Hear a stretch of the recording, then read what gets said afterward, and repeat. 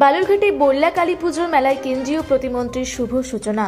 দর্শনার্থীদের মিষ্টিমুখ করানো হয়। উত্তরবঙ্গের অন্যতম বৃহত্তম এবং ঐতিহ্যবাহী শ্রী শ্রী বল্লা কালী পুজোতে শনিবার সন্ধ্যায় বিশেষ উপস্থিতি ছিল কেন্দ্রীয় প্রতিমন্ত্রীর।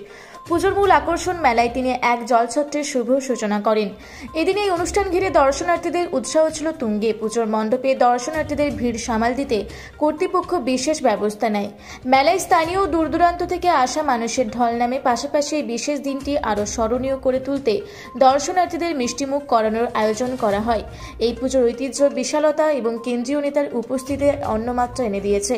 বল্লা কালী পুজো উত্তরবঙ্গের মানুষের কাছে শুধু ধর্মীয় উৎসব নয়, এটি তাদের সাংস্কৃতিক ঐতিহ্যের অংশও বটে। বল্লাতে আমরা প্রতিবারই জলছত্র করি। সেই জলছত্র আজকে শুভ উদ্বোধন হলো।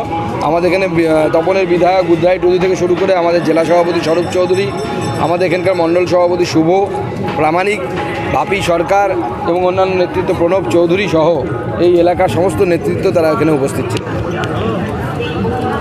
ব্যাস শেষ। বিদ্যুৎ কুমার মাহাতোর রিপোর্ট, রূপসী বাংলা মিডিয়া।